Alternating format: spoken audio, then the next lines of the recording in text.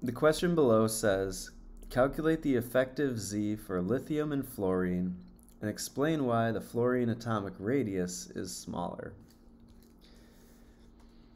Alright, so to calculate it for lithium, we just have to know how many protons lithium has. That's going to be the Z value. And then we'll subtract the shielding. So for lithium, it's got 3 protons. The shielding will be the number of valence electrons times 0.35.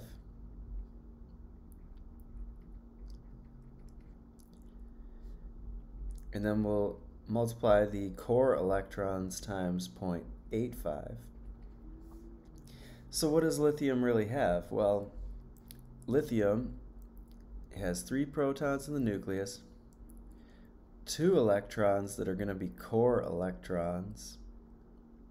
They're in the first energy level, and then there's just 1 valence electron in the second energy level.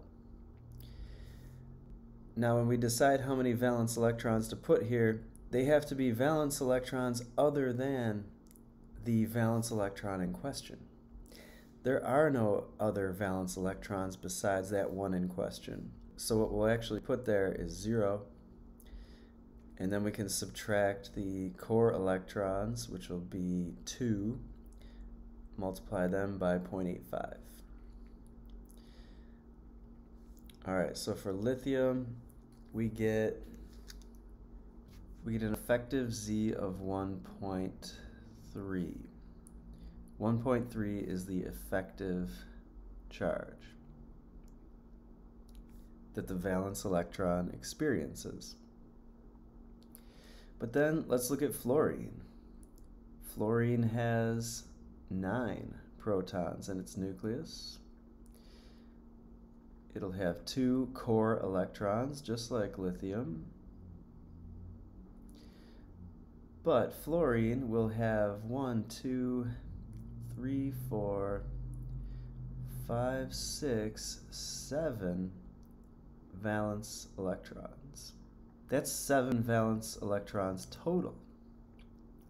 When we do the calculation, though, we'll add in all the valence electrons besides the one in question. We want to see what their effect is on a single valence electron. So there are 6 other valence electrons besides the one in question. So for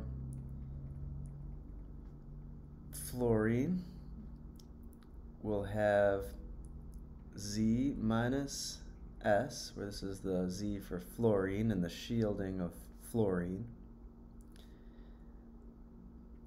That'll be plus 9 minus 6 times 0.35 minus 2 times 0.85. And so the Z effective for fluorine is going to be 5.2.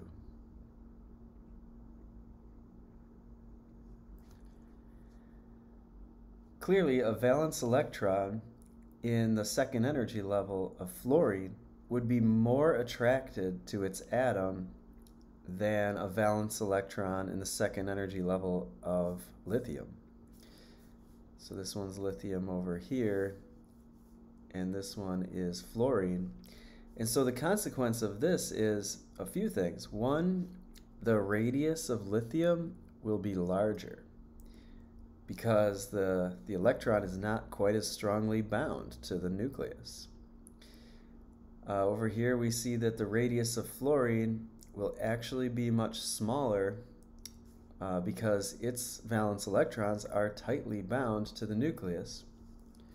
Lithium's radius is 130 picometers, whereas fluorine's radius is only 60 picometers. Big difference there.